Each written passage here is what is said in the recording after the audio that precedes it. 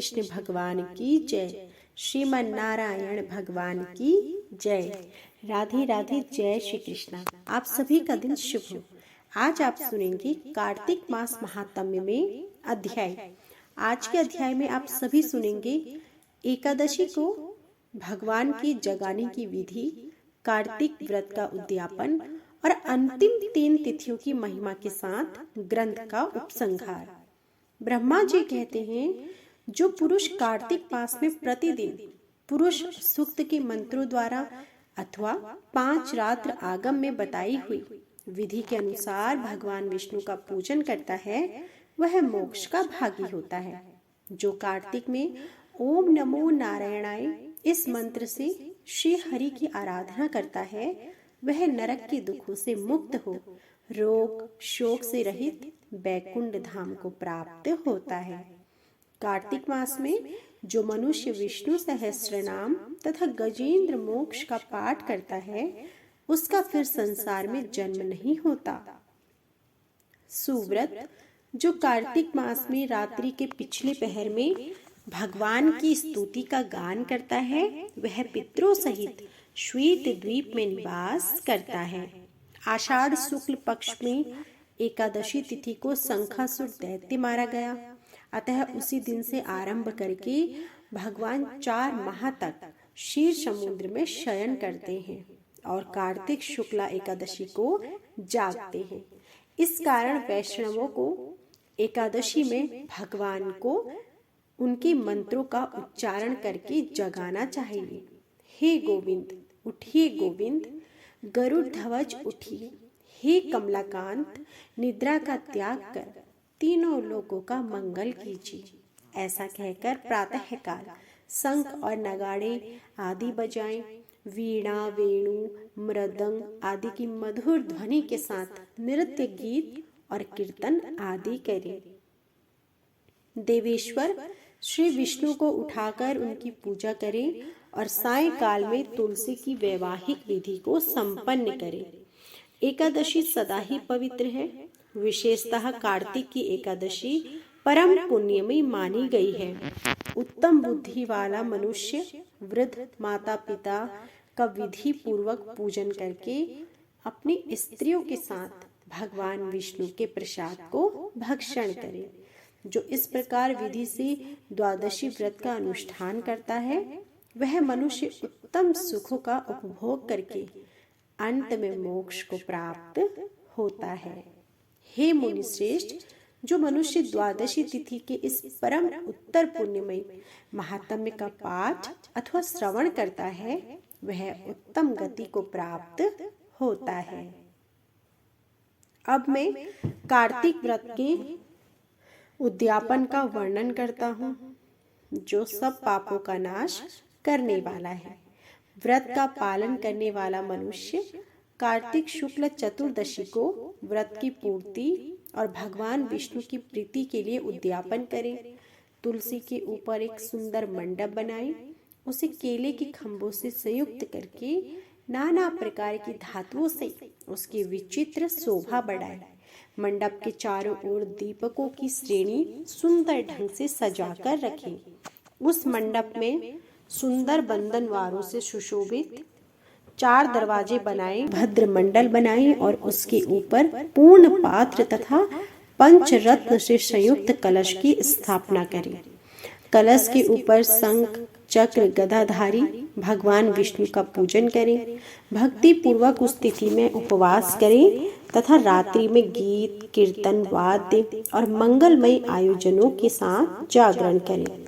जो भगवान विष्णु के लिए जागरण करते समय भक्ति पूर्वक भगवत संबंधी पदों का गान करते हैं, वे सैकड़ों जन्मों की पाप राशि से मुक्त हो जाते हैं। उसके बाद पूर्णमासी में एक सप्तनिक ब्राह्मण को निमंत्रित दें। प्रातःकाल स्नान और देव पूजन करके वेदी पर अग्नि की स्थापना करें और अतो देवः इत्यादि मंत्र के द्वारा देवादिदेव भगवान की प्रीति के लिए तिल और खीर की आहुति दे। होम की शेष विधि पूरी करके भक्ति पूर्वक ब्राह्मणों का पूजन करें और उन्हें यथाशक्ति दक्षिणा दें। भगवान द्वादशी तिथि को शयन से उठे, त्रयोदशी को देवताओं से मिले और चतुर्दशी को सबने उनका दर्शन एवं पूजन किया। इसलिए उस तिथि में भगवान की पूजा करनी चाहिए। गुरु की आज्ञा से भगवान विष्णु जी की स्वर्णमयी प्रतिमा का पूजन करें। इस पूर्णिमा को पुष्कर तीर्थ की यात्रा श्रेष्ठ मानी गई। कार्तिक मास में इस विधि का पालन करना चाहिए। जो इस प्रकार कार्तिक के व्रत का पालन करते हैं वे धन्य और पूजनीय हैं। उन्हें उत्तम फल की प्राप्ति होती है। जो भगवान विष्णु की भक्ति में तत्पर हो कार्तिक में व्रत का पालन करते हैं उनके शरीर में स्थित सभी पाप तत्काल नष्ट हो जाते हैं। जो श्रद्धा पूर्वक कार्तिक के उद्यापन का महात्म्य सुनाता है वह भगवान विष्णु जी का सायुज्य प्राप्त करता है। कार्तिक मास के शुक्ल पक्ष में जो अंतिम 3 पुण्यमयी तिथियां हैं वह है त्रयोदशी, चतुर्दशी और पूर्णिमा कल्याण करने वाली मानी गई है। उनकी अति पुष्करणीय संज्ञा है। वे सब पापों का नाश करने वाली है। जो पूरे कार्तिक मास में स्नान करता है वह इन्हीं 3 तिथियों में स्नान करके पूर्ण फल का भागी होता है। त्रयोदशी में समस्त वेद जाकर प्राणियों को पवित्र करते हैं।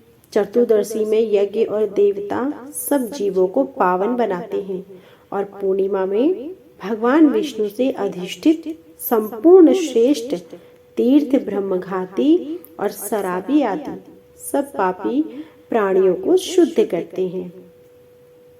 जो गृहस्थ उक्त 3 तिथियों में ब्राह्मण कुटुंबों को भोजन कराता है वह अपने समस्त पितरों का उद्धार करके परम पद को प्राप्त होता है।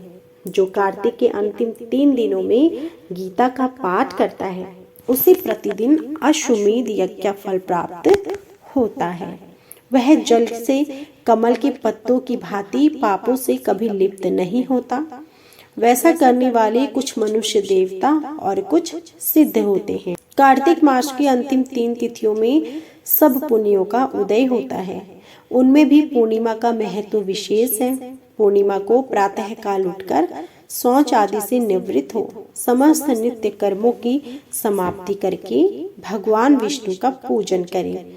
बगीचे में अथवा घर पर भगवत भक्त पुरुष कार्तिक पूर्णिमा के दिन मंडप बनाएं। उसे केले के खम्भों से सुशोभित करें। उसमें आम के पल्लवों की वंदनवार लगाएं और उख के डंडे खड़े करके उस मंडप को सजाएं। विचित्र वस्त्रों से मंडप को अलंकृत करके उसमें भगवान विष्णु की पूजा करें। पवित्र, चतुर, शांत, ईर्ष्या रहित, साधु, दयालु, उत्तम वक्ता और श्रेष्ठ बुद्धि वाला विद्वान वहां बैठकर पवित्र कथा कहे। पौराणिक विद्वान जब व्यासन पर बैठ जाए तब से लेकर उस प्रसंग की समाप्ति होने तक किसी को नमस्कार ना कहे। जो शुद्ध और भक्ति से संयुक्त अन्य कार्यों की अभिलाषा न रखने वाले मौन, पवित्र एवं चतुर हो वही श्वेता पुण्य की भागी होते हैं। उनको पुण्य फल प्राप्त होता है। मास के अंत में गंध, माल्य, वस्त्र, आभूषण तथा धन के द्वारा भक्ति पूर्वक पौराणिक विद्वान का पूजन करें। जो मनुष्य कल्याणमयी पुराण कथा को सुनाते हैं वे 100 कोटि कल्पों से अधिक काल तक ब्रह्मलोक में निवास करते हैं। जो पौराणिक विद्वानों के बैठने के लिए कंबल, वस्त्र, चौकी लगाते हैं, जो पहनने के लिए कपड़े देते हैं वे ब्रह्मलोक में निवास करते हैं। जो मनुष्य इस महात्म्य को भक्ति पूर्वक पढ़ता और सुनकर धारण करता है वह सब पापों से मुक्त हो भगवान विष्णु जी के लोक में जाता है। जिसकी बुद्धि खोटी हो तथा जो श्रद्धा से हीन हो ऐसे किसी भी मनुष्य को यह महात्म्य नहीं सुनना चाहिए। सूत जी कहते हैं ब्रह्मा जी के मुख से इस प्रकार कार्तिक महात्म्य की कथा सुनकर नारद जी प्रेम में मग्न हो गए। उन्होंने ब्रह्मा जी को बारंबार प्रणाम किया और स्वेच्छा अनुसार वहां से चलिए, तो यह थी आज की संपूर्ण अध्याय। इससे आगे के अध्याय आप हमारी अगली वीडियो में जरूर सुनिएगा। आज का अध्याय पसंद आया हो तो प्लीज वीडियो को लाइक कीजिएगा। कमेंट बॉक्स में जय श्री हरि जरूर लिखिएगा।